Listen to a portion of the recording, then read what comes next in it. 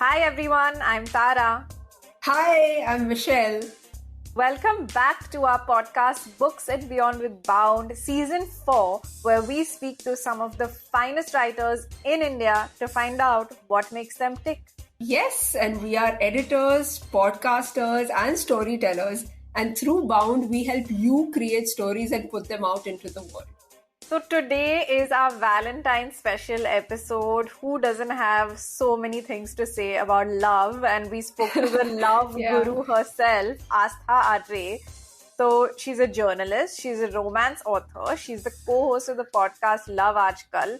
And her new book, latest book, The L Word, is a dating guide for anyone who's feeling lost and confused about the big bad world of dating. And I think this applies to anyone, whether you're committed, single, complicated, whatever it is. Very interesting stuff. Yeah, and we actually wanted to know, why she's obsessed with love and why is India and Bollywood obsessed with love, right? Because there's so much content around it. And we also wanted to know how she managed to finish writing the book in a month. So we wanted to know, how Aastha became a love guru. Like, what makes her a love guru? What are her experiences? How does she put in that advice that we do? And what were the reactions of the lovebirds that read this book? And what are the stories that came out? Yeah, but before we speak to her, we wanted to tell all of you aspiring writers and creatives out there that every weekend we curate the best creative job opportunities in the industry for you. And we also post various calls for submissions to magazines, journals, newspapers, and more. So if you're looking for a job in the creative field in content writing, content management, arts, podcasting, or you're looking to be published, you know where to find these opportunities. Yeah, on our social media handle @BoundIndia. Okay, Tara, I can't wait to speak to Aastha now to find out all the secret ingredients of her love potion. Let's just dive in. Hi everybody, welcome back to Books and Beyond with Bound. Today we have somebody very, very interesting. Her name is Aastha Atray and she's a love guru. She's written a book called The L Word and she has a podcast called Love Aaj Kal. So welcome Aastha. Hi guys, thanks for having me. Hi. So we're going to be speaking a lot about love, romance. We have a lot of questions, a lot of advice that came out from your guidebook. So we can't wait to dive into that. So we'll have 4 sections in the episode. The first one, we'll get to know you as a love guru. And then our listeners always love reading recommendations. And then we have a rapid fire. Sure. And we'll continue from there. All right. Yes. So Aastha, actually, I loved your book mainly because I am currently on dating apps and I found all the advice really useful. Because most of the people I've spoken to or whom I've approached, they are as clueless as I am, right? So the book was really helpful to me. I would return to your book for validation because I think on a very basic level, we all want to connect to somebody, right? It's a very basic need. And with your book, you're actually demystifying love. You've broken it down. You've given us tips and tricks to navigate something really complex and confusing, I think. Yeah, I think that's the thing that we think of it as so complex and confusing. Because it's like become like people dread thinking about love. And I've realized that most people, especially younger people, don't even want to use the word love. They're just like, what is love? Like, it doesn't exist and stuff like that. So, I think the basic aim of the book was to make it more simple and to give, I feel we always take advice better from a stranger who has no agenda, when it comes to your love problems. So I think hearing it from me, someone who's older and like love, my Love Aaj Kal audience usually sees me as an elder sister and my co-host Ankit is like the elder brother that they are talking to. So I think that's the kind of approach I've tried to take, that if you go to a elder cousin or a sister or a brother, what kind of advice would they give you? So I wanted to just make it very simple, because I think in my time when I was dating, maybe it's a long time ago, 15 years ago, it was much simpler and it was just easier to get over stuff, to not overthink stuff. Yeah, and you know what you said about unsolicited advice? It's like I think that's a part of Indian culture, right? Like you're always asked things like, oh, when are you getting married? Okay, you're running out of time. You better find someone soon. All of these things. And it's really funny, but it is nice to actually have somebody when you need advice to go to a person that you trust and not just get like random advice from random people. But Yeah. I also found it very interesting that, you talk about your own experience dating in the 90s, and I want to talk about that as well. But before that, I'm very interested, because you've written romance novels and you also are the co-host of the Love podcast, and now you've written a whole dating guidebook. So, it seems like you're very, very fascinated with this idea of romance. So how did you discover this side of yourself, and what makes you so fascinated about this topic, and what makes you a love guru? I don't think I discovered this side of myself. I think I was born this way. It's just like, when I was in school and college, I was the one, I had a best friend who used to read my diary just for fun because she was like, every other page is a different boy you like. How can it be that you like a different boy every week? And she was like, I used to read your diary for fun, and so I was always that way. I think I was always more how can you even say it? I don't think we thought of love or that, but when you were younger, we didn't really think of love and Yeah, stuff like like there were that. no What was love? labels. Yeah, matlab, Yeah. what was love? But I think I've always been the person who believed. I was always the person who didn't have too many questions about it. I took it very easily. It was not like I was never scared of it or insecure about it. It was just something, no, dating, like liking a boy or getting over a heartbreak was just something, was a part of life. So I don't think I really I overthought it. And I never thought I would write romance. You grow up when you're younger, you think that things like romance and love are very flippant, and you're like, I'm gonna write serious things and stuff like that. You want to write like Murakami and all, which is all dysfunctional, and you want to write these, like, you'll read Jeffrey Archer and all, and you want to write like these serious books.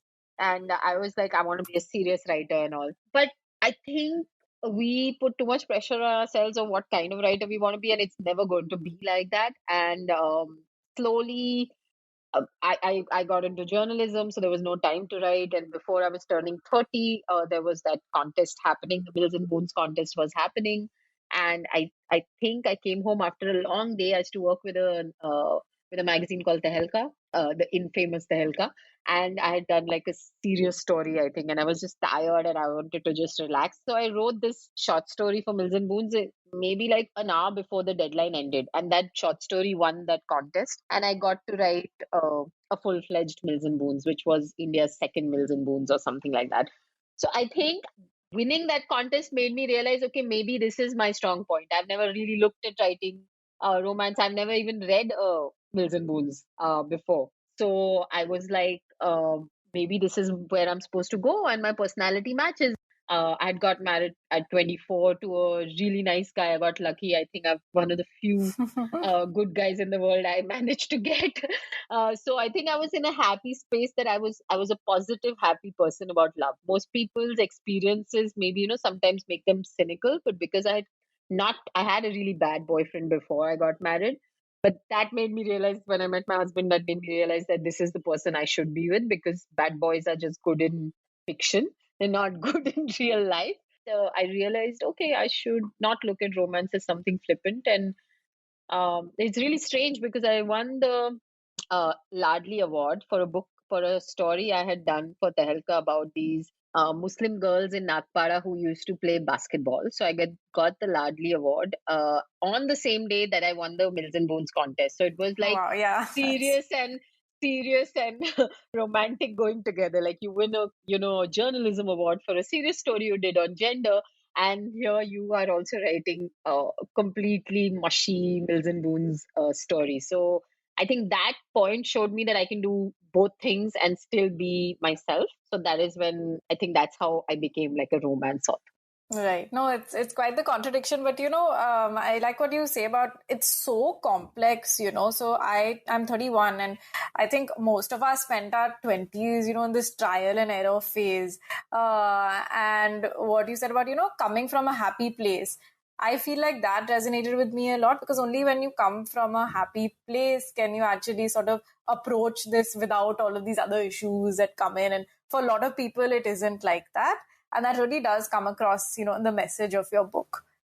Yeah, I think that's exactly the reason I could write it. And I have, because I'm still in that happy place and I don't, I, maybe if I was 39 and single or had bad experiences at this time, maybe I wouldn't have been able to write the book. You never know, right? It depends on what your experiences are. So the book, it does talk about everything that is bad about love also, or that comes out which is dark about love. But I think those are mostly, I've seen people who I know go through those things, or I've gone through them before I got married and things like that. And you feel heartbreak at every age possible in many different ways. So I think, but I always have that base of optimism. So I think that's why the book works, because I am coming from an optimistic place. I mean, whatever happens, I use this example all the time. Jennifer Aniston, when she was left by Brad Pitt, and I think Vanity Fair did a big article with her and asked her, I mean, how does it feel? And she was no, I mean, you could call her the most heartbroken woman on the planet, right? Like openly, your ex is like now with another lady who's also gorgeous. So she had said that why would I not believe in love? It's like cutting off your nose to spite your face. So it's like, why would I do that? Like, why would I do that to myself if that because of one bad experience I would stop believing in love? That's really stupid.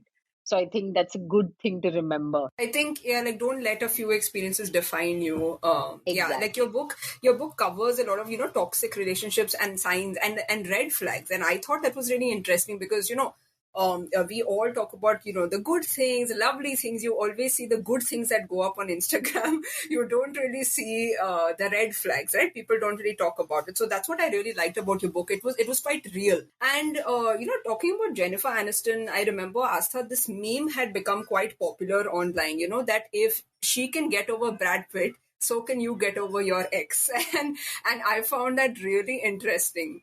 Yeah, I That's think that's completely yeah. true. No, and Like, I always think about the fact that even Jennifer Aniston can get dumped. Any guy on the planet would like to be with her. So don't let it be. It's not about your self-esteem. It's not about it's about compatibility. like she's going to be with Ross, so I mean, if that can happen to her, then we are all much Exactly. better off. It's Yeah. okay. Yeah. You've talked about navigating this complex online dating world, and you've spoken a lot about all these people who are writing in whether they're 20 or whether they're also 39 with their own experiences and their own advice, as you would say. So could you narrate for us one experience or person who wrote in, and what did you say to them? There are many. Most of the messages are all about how they can't move on from people. I think that's a very common thing, that they just can't move on. So if the question goes on saying, "Hi, I love this guy, and but now we've broken up, but I still love him, but he's not paying me any attention, but he's on Instagram, but he doesn't answer my messages." Then you'll say, "Okay, know your self worth, and try and get over this because it's not worth it if he's treating you badly and stuff like that." But they'll come back to, "But how? But why? But I still love him." The buts never end. Like, this is a very common theme. But no, but I still love him. But I can't get over it. But I can't move on. It's just not possible.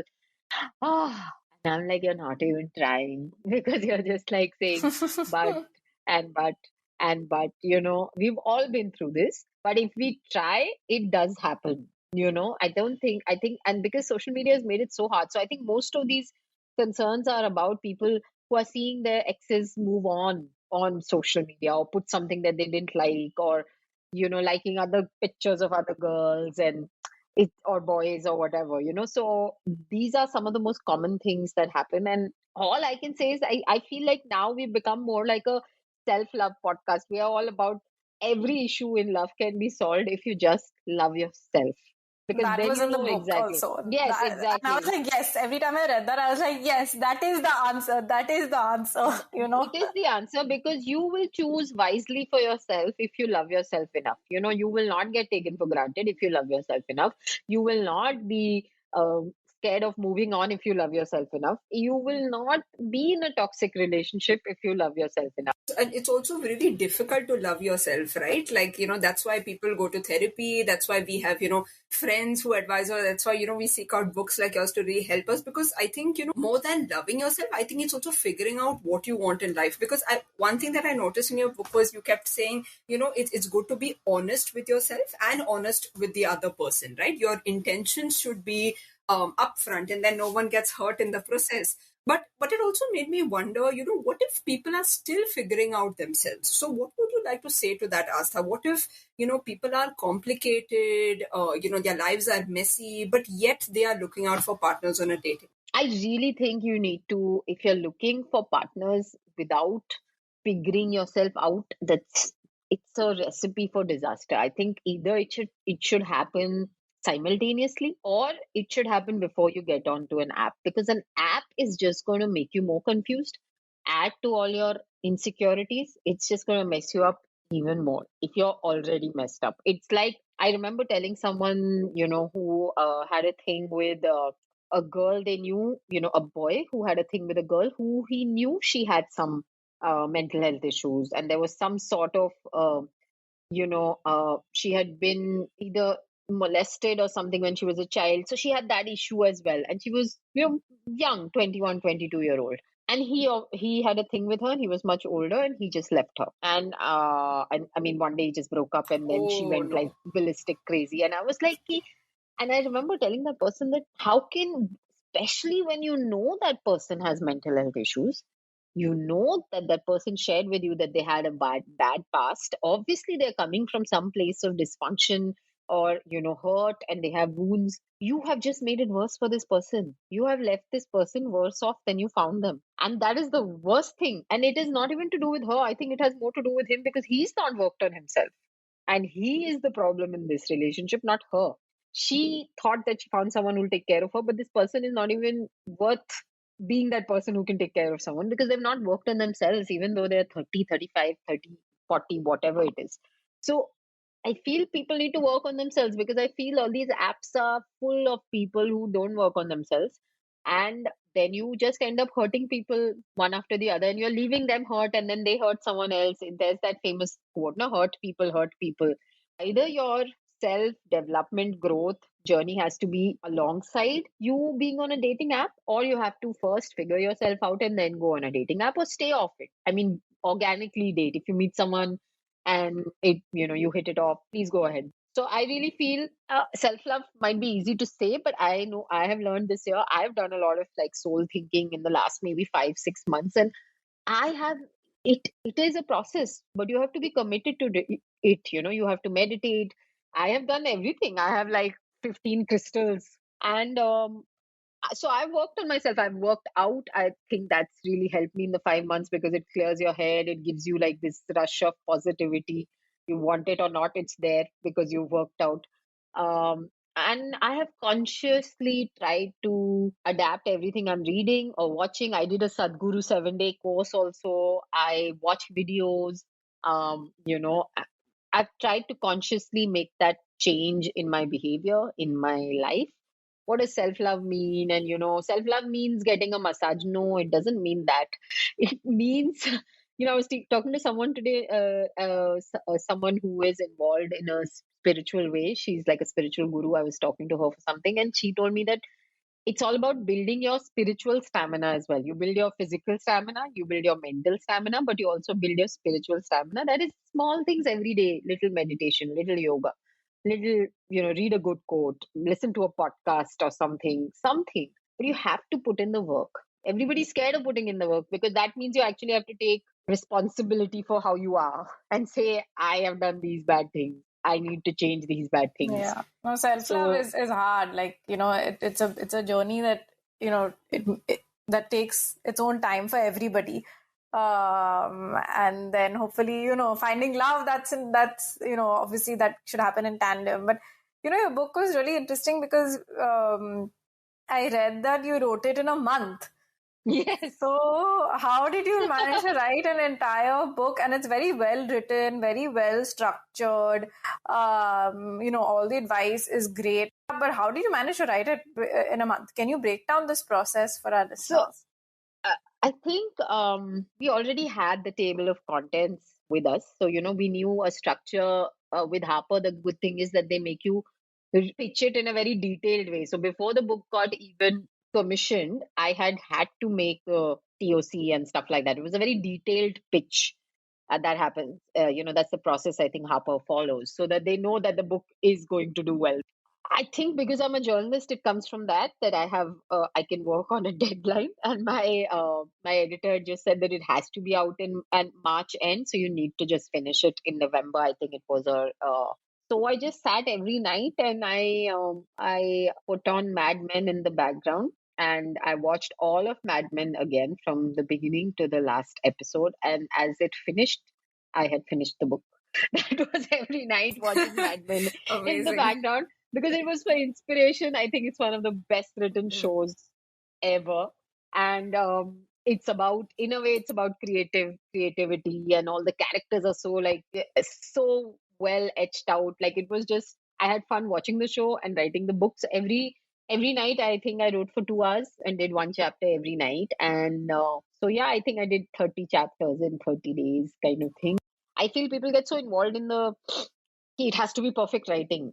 That's what editors are there for. They help you refine the book. They'll say, add here, so I had got one manuscript back where she asked me to add things at places where she said, maybe rephrase this. So when you have that, then that's easy to do. You can do the edits faster because it's just adding and, subtracting. But the editor does that for you. Yeah, that's what I always say, like just like word vomit out what's in your head and like don't edit it while you're doing that, because then if you're writing your first draft as your last draft, you'll just never end the book. Yeah, true. And I also feel like, different kinds of books require different timelines, right? So maybe a historical fiction book would require much more time with research. So it's interesting, Asa, that you knew, obviously you had an idea as to what will go in the book, right? Like you had, as you said, you had a TOC and all of that. But I'm sure there were some things that came to you while writing. So we did notice that you revealed some very personal details, like, being 39 and not having watched porn just until a few years ago. So, were you worried about revealing these personal details, and how have your close friends and family reacted to this? No, I don't think. I think I've been very open on the podcast. So I think it's Love Aaj Kal is quite to credit for this, that I already knew all these things or had talked about them in some way on the podcast. The podcast has made Ankit and me very candid. We are very candid on the podcast, and we've actually, like, I got a call from an ex saying, why was he mentioned on the podcast? Oh my So God. yeah, like Oh, like a school boyfriend. So we were school friends, So it was like, and he was like, I'm very personal, and here you mentioned me, and I was just like, oh, and I think maybe I'd mentioned his name. So and somebody else had listened to it and made him listen to it, and I was like, wow, people are listening to my podcast in America because he's in America and he has 2 children, and also I was like, oh, I had to be careful about that. So maybe I mean, I think I can be a politician tomorrow. I don't have many skeletons in my closet anymore. But I think only when you are very authentic to who you are can you connect to a person. It's like, or like, I really find it. If you read the book, I have given great. I think it is great, solid advice. It is, and nobody will say that it's bad advice from any angle. Even moms and dads will read it and say, this is good advice that I would also give someone. Like I've said, wait till you're a certain age to have sex, because you need not just physical understanding, you need mental capability to have sex, right? How you react afterwards, how it feels to you afterwards. It's not just a physical thing. So I actually, even on the podcast, I've said it many times that if a 17 or a 16 or a 19-year-old tells us about having sex, I always say, if you can, please wait. Please wait till a time where you're mentally more capable of handling what sex comes with emotionally. Right.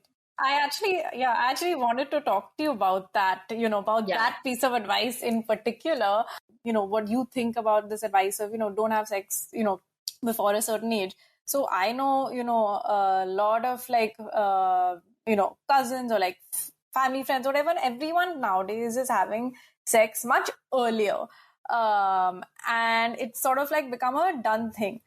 And what would you say to those kids? Because I'm sure like some people who read the book, they may not agree with your advice, so what do you have to say to them? Uh, well, I think, yeah, I mean, kids are smarter these days. I've spoken to, I do a lot of stories which focus on teens, and I've talked to many teens, and they are just like, they blow me away because they talk with such clarity, right from the ones who are doing just Instagram, or the ones who are just like, who are studying for higher studies and who are like the studious types. Uh, they all have, they're very clear about what they want, and how they want it, and they're very clear about what they think about things and their opinions, and they're all very woke. They know all about Me Too's and politics, and what's happening in the US and everything. So they are much more smarter. So I do hope that they have the faculties, mental faculties, to deal with sex. But I've also realized, and I've spoken to many people, there is there are people who have written books on teens. There was that book called Stone, Shamed, Depressed, I think, written by Yeah. Jyotsna, who was an NDTV anchor, and we've spoken to her on the podcast as well. And she said that kids are still very confused about love, because now love and all is very like, it's all about validation, it's all about sexting, it's all about, nudes. And so I mean, It's scary. Honestly, it's scary. yeah. Like, as somebody who's So 31, when I see like 17, 18-year-olds, like, like having sex with one another, I feel a bit, maybe it's maybe it's prudish or whatever, but I do feel scared because I know myself and I know I would not be able to handle what the whole, like mental health is so important when it comes to love, right? Like, that's, I think, yeah. what your book is trying to do. It's trying to make sure that you retain a good sense of self and mental health while you're navigating this messy arena called love and sex and all of that stuff. So yeah, it is scary, but Yeah. I found it very interesting that you even put an age and even advice like sleeping on the first date and all of those things. I've told my close friends also, who are 30, 29, that don't sleep with someone on the first. So what are some of the responses been like? Because I also want to know, can one advice fit all? See, if there's great chemistry and there's a flow and you just feel it, please go ahead with it. But next morning, don't be like, don't regret anything. My whole thing is that don't regret something you did. If you didn't do it, you'd rather you can do it the next time around. And if a person doesn't stick around because you didn't have sex on the first date, then that person was not the person you wanted to be with, right? So I just feel like it's not about not doing it, it's about just pacing yourself out. I think what the 90s kids did, which has helped them now, in which they are, that is why they're less prone to, maybe, I feel that 90s kids are more, you can take rejection easily, you can get over things easily, you can even take work rejections easily, and chalo ho gaya abhi, let's move on and I'll do it tomorrow. Because we have always got things slowly and steadily. We did things at the right age. At school, in the school time, we did school things. College things, you grow up, you have your first kiss in first year of college, and you start dating someone. Okay, if you've been with them, maybe I don't know if people had sex in college. When I was in college, I'm sure they did, I didn't. But I think the whole thing was, you have to pace yourself so that you become more resilient, so that you are more better equipped to handle. It's just like at a job, you get better at a job as you stay there, right? It's just resilience and consistency make you better at what you're doing. So my aim is not to say don't do it. I'm just saying pace yourself. Pace yourself. It's like a marathon. You are slowly building up, right? And if you just run, then you're going to like not even reach the end line. Yeah, I also feel, Asta, like some people are quite impulsive. Okay, so I was just thinking about myself, and sometimes while I'm an overthinker, on the other hand, sometimes I'm also quite impulsive, right? So when it comes to these relationships and stuff, I do know there are a lot of people who don't like thinking. They prefer if something is impulsive, which makes me wonder about different personalities and different labels we come up with, right? You have shared your opinions on certain stereotypes. Like, for example, you've said that, experts say that a fuckboy doesn't get too personal with you, but you will notice that they get very personal. And I found that really interesting. So I was curious, what made you say that? And how can one get rid of these stereotypes that have been generated over the years? For fuckboys, I really feel whatever I've like all the experience I might have had with them, and everybody I have ever met has had with them. They see that a boy who tells you on a dating app that he just wants to have sex with you is not a fuckboy. He's actually he's a bad, like a not even a bad boy. He's just a person who's like, I'm here for this. Now you like it or don't like it, that's up to you. But at least he's telling you his intentions right there and then. Bol diya. Now you can judge him for it, or you can be like, okay, yeah, even I'm here for that. And you never know where that goes. You never know. But I feel that stereotype really has to break. If a person actually tells you on your face that they are just here for what they are there for, they are actually being honest, and that is a good quality in the times we live in. Because this person is not hiding that he is just here for fun. He just wants sex. He is not interested in knowing about your office people or meeting your friends or hanging out with your parents. He's not interested in it. And I think that is great because there is no buildup of emotion, there is no buildup of expectations. You know what you can expect from him. That is, he'll come, have sex with you, and leave. I think that is a much better situation. I totally agree, because I always tell people, like you have to just be on the face of what you want. Like, just like tell it straight. And that's what I appreciate most in relationships as well. If you don't want to be with me, say it. If you don't like something, say it rather than stringing someone along or manipulating them or like playing all these games. So yeah, I actually think being upfront like this is amazing. Yeah. But with fuckboys, what happens, I've noticed it that they have a very different opinion of themselves. They want you to like them. They want you to love them. They want you to think that they're the best thing that has ever happened to you. Because they themselves do not want to call themselves bad. Like they're not that guy who just wants to have sex with you. They are the nice guy who will drop you home. They'll build relationships with you. They will meet your friends. They will meet, even be nice to your mom. And they will even say I love you to you, because that thing of get into someone's pants, I have to say I love you, that should be completely banned. You should just say I want to get into your pants. I think that is better than saying I love you to get into someone. Girls are not so stupid anymore, na. Matlab, life has changed. Girls are not going to say just because you say you love me, will I have sex with you? Not that world anymore. So I feel fuckboys, what they do, the worst thing is that they make you feel stuff for them, which is beyond just physical. And I really feel those are the red flags when a person is too involved, but in some places they're very detached. They say I love you too soon, and they say it very essay, like it's just a baat rahe, they're like giving some prashad to you. They will disappear when they want to. They'll come back and be extra nice. So these are all things that I feel fuckboys do. And then one day they'll just be gone. Yeah, no, that's what I like what you said in your book, that love is a verb and these words don't mean anything, but the action does, right? Like I'll give you an example. Bridget Jones' Diary. Hugh Grant is the perfect love boy. He makes her fuck boy. He makes her feel like she's so beautiful, and then he'll flirt with her, and then he'll say, "I've changed, and now I've realized you are the one for me." And then he leaves her in Hong Kong or wherever with the drugs and just comes back, right? And he says, yeah, "Oh, that is so bad."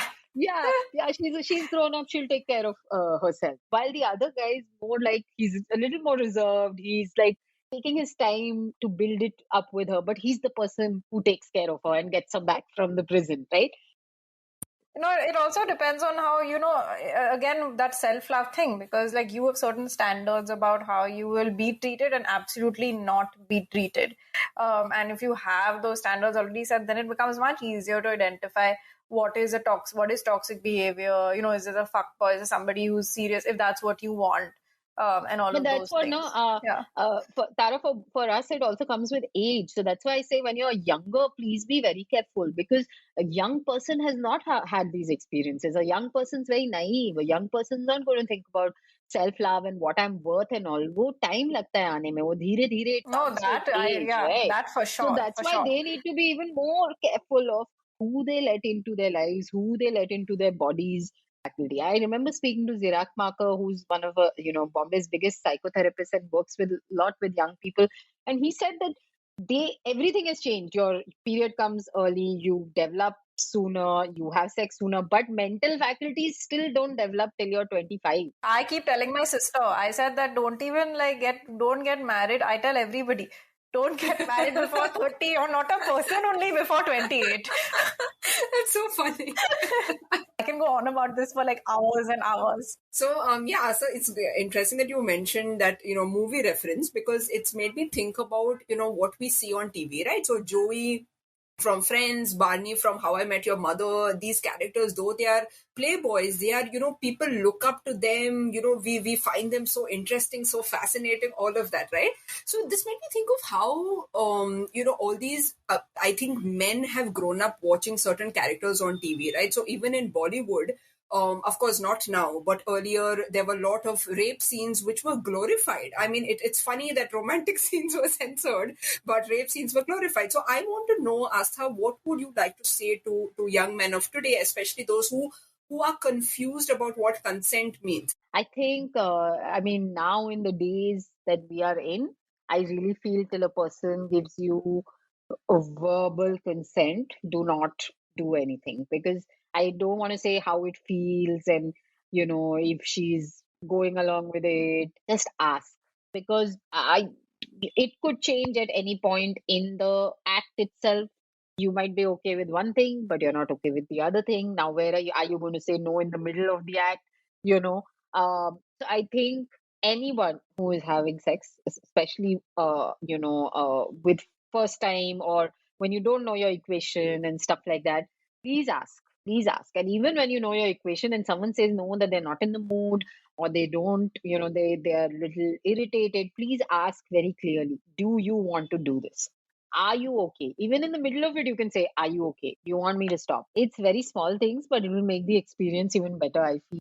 I loved that answer, Astha. It's I think, not taking a person for granted also, right? So it's not assuming things, at every point. And it will it's going with the times, right? Like, there was that whole scene about that show, right? Bridgerton, which happened on Netflix. Which is like that she doesn't ask his consent and then, becomes pregnant or something she does. She devises some trick. That was also talked about as a lack of consent for the man. So, yeah, absolutely. Yeah. So I think both ways. And your book it reminded me of what the sex column in Women's Era did for people in the 90s. Like, I didn't read it because I was a kid. But so what do you think these columns There was one in Femina also, I think. It's called Home Truths or some weird things like that. Yeah.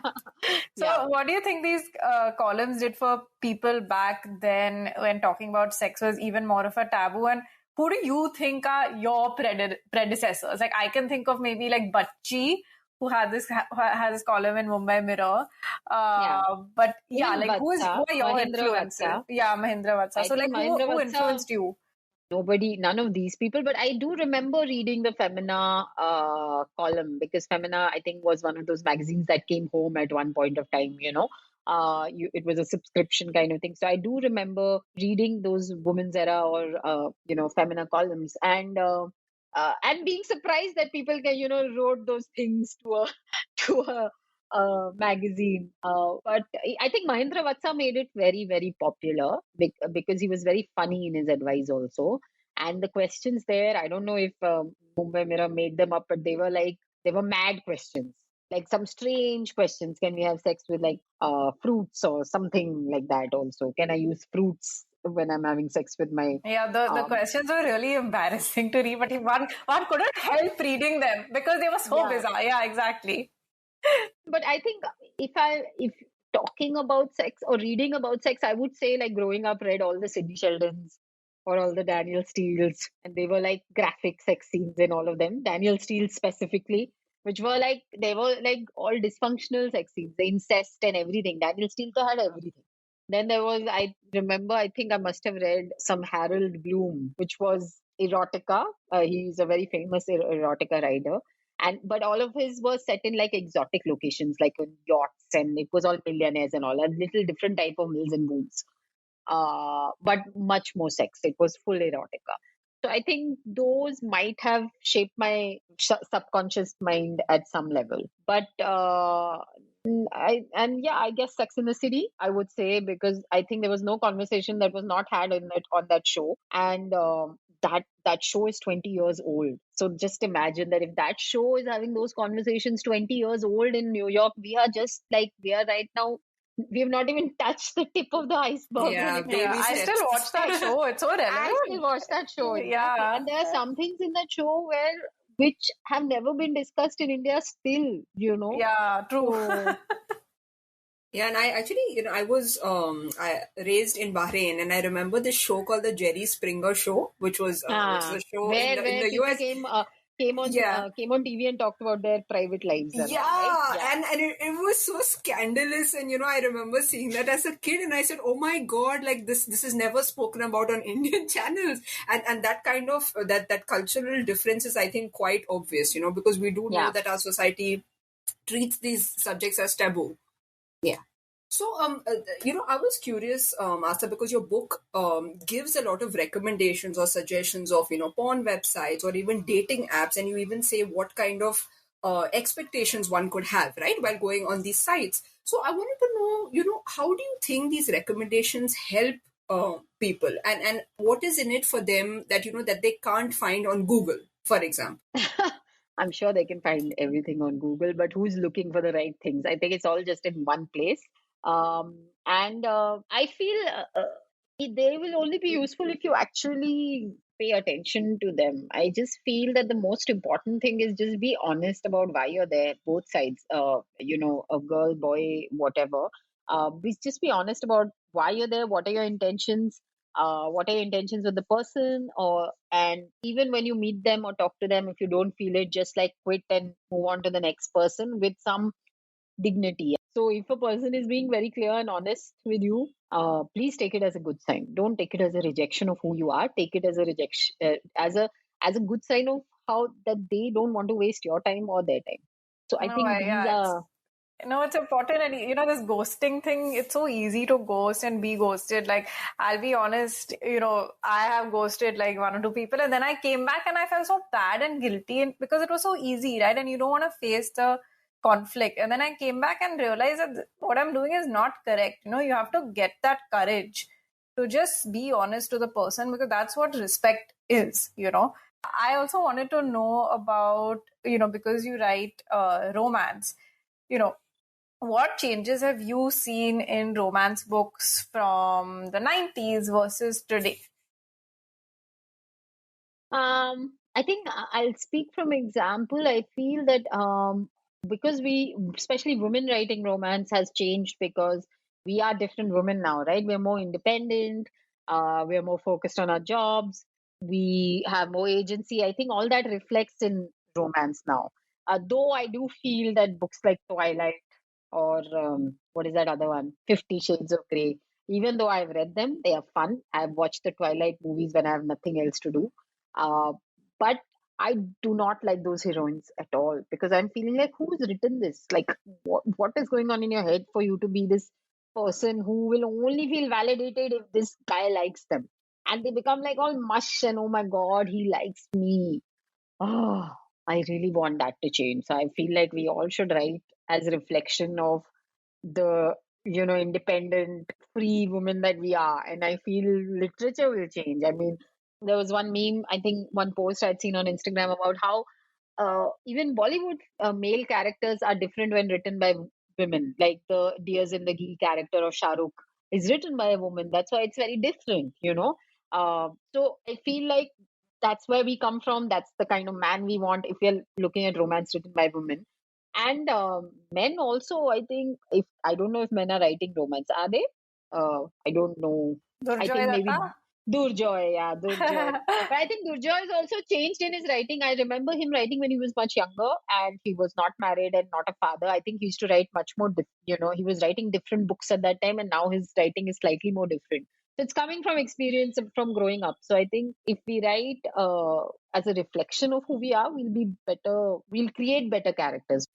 Since you're talking about books here, what I wanted to know is, Aastha, what books I'll say, have you seen like in romance? Okay, so for example, Andali Wajid, she adds a lot of feministic elements to her romance stories, right? So I would say, what kind of specific elements that you like to see in romance stories, and which writers do you really admire for? I have to say here, I don't read much romance other than Murakami. um, but because I'm only reading non-fiction spiritual these days. What do you read? Uh, Okay, yeah, non-fiction. like only non-fiction, which is all about personality development or like mental health or wellness or thinking right, and those kind of books. Or I've read like I mean books by Oprah. I've been reading those. I feel even in feminist writing, I feel like there can be a character which is like everything. Like I really liked Marvelous Mrs. Maisel because she's focused. I mean, she becomes this career person, but she's also a home person. She's also a family person. She also has a child. Why can't we? I mean, it's okay. We can be many things, and we don't need to be one thing. We don't need to just be either a feminist or just be whatever that anesthesia steal from 50 Shades of Grey. We don't have to be that. I feel well-rounded characters for women are very important.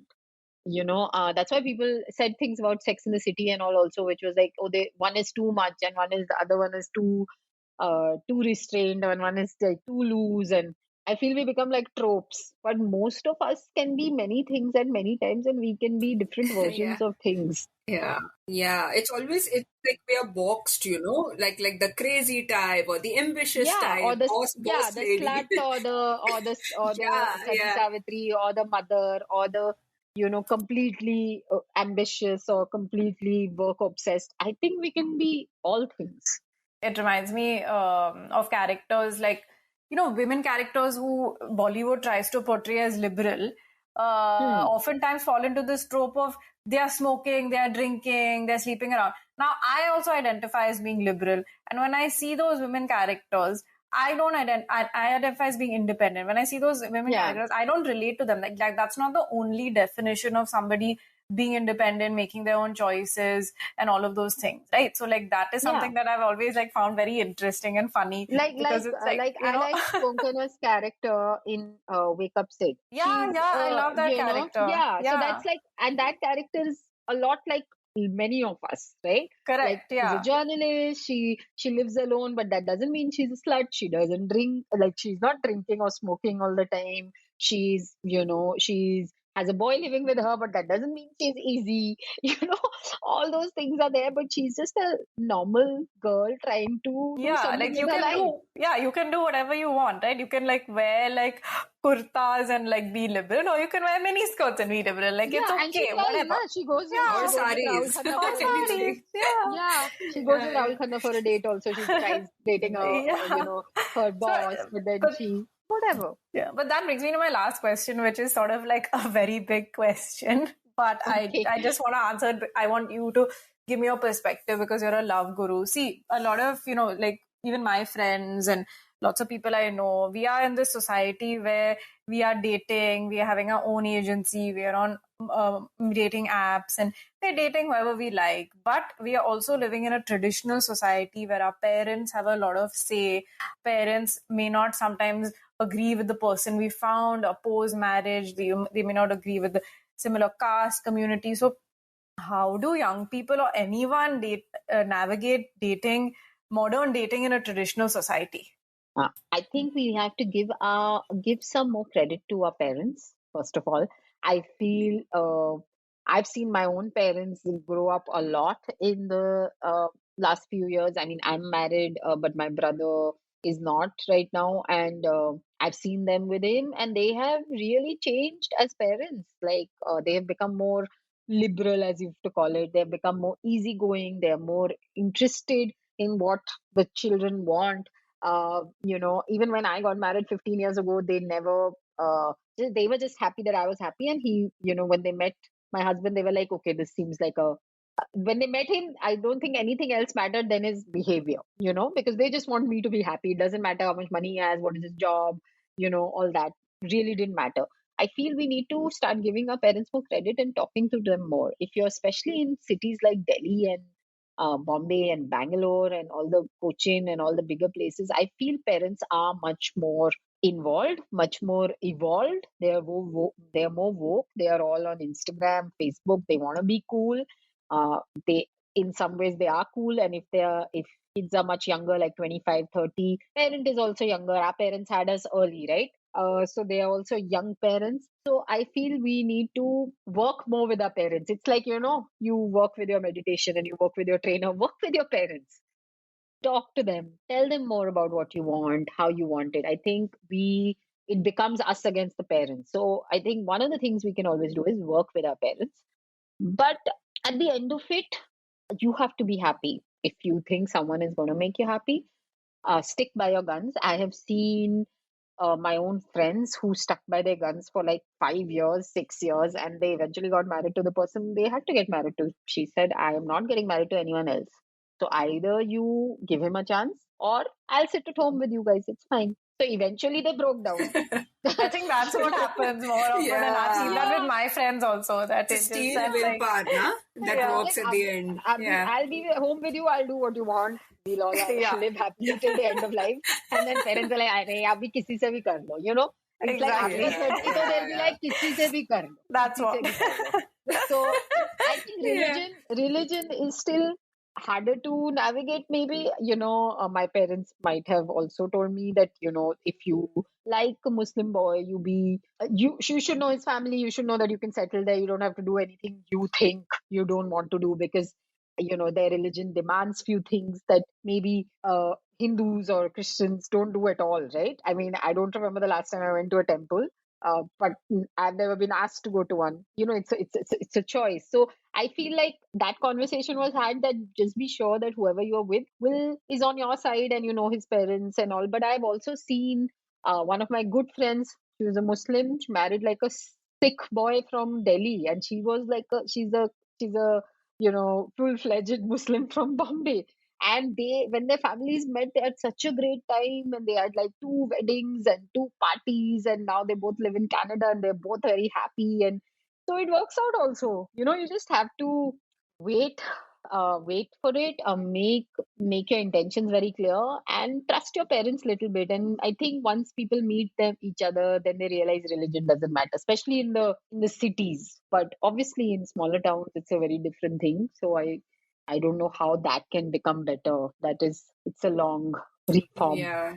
No, I think, let's hope, I hope things do get better, right? Yeah, we all have our own biases. So eventually, like once you're 40, they'll get you married to a cow. So it doesn't matter. So, that's what I tell my friends. I'm like, just wait, because exactly. Like after 30, it's like, it's fine.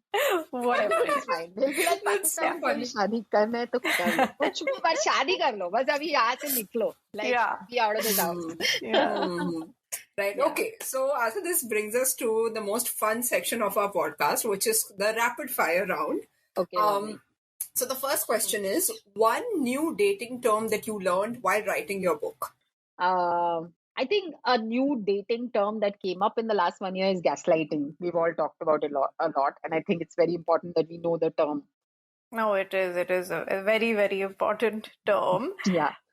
What is next for you? What book are you writing next, if any? So I am writing a book with someone. It's a pop spirituality book. So I'm writing it with someone. And I have my own podcast, which I'm doing the second podcast. I mean, there's Love Aaj Kal, then there's You Got This with Aastha, which I'm doing as a project for myself.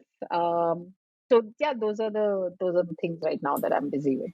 Wow, brilliant! Your plate is full. The next question is, one thing that we can do to make dating apps safe for all genders. Again, as simple as just be honest about your intentions. It'll just be simpler, safer. Everything will be taken care of if you are just honest. I'm a serial killer. Okay, swipe left or whatever it is. What is a response I should give to somebody who asks me, why are you not married yet?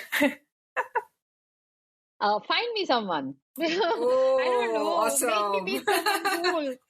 Because I haven't met the right person. Right. Okay. One thing you wish you knew in your 20s. One thing I wish I knew in my 20s. That Aastha is meant for great things. So just keep going. Nice. I love that. One thing you would tell somebody who just got ghosted. Ghost them back so that when they unblock you, you have blocked them. So they'll be Nice like, one. "Ah, Nice one. Yeah, I love that. It was in the book. Yeah, I have one piece of advice to give to everybody who has a breakup, which I agree in your book. You should unfollow them. There is no point of stalking them on Instagram. No, It just unfollow, unblock, matlab block on everything. Block your email also. Now you can block them on Google Drive also. It tells my you God. can block people on Google Drive. Just block them everywhere so that when they resurface, you are nowhere to be found. Thank you so much for your insights and for writing this book. I'm sure everybody who reads it will get a lot out of it. And this is something I certainly wish that I had, 5 or 6 years ago. I'm sure it would have really made a very, very big difference. Thank you so much.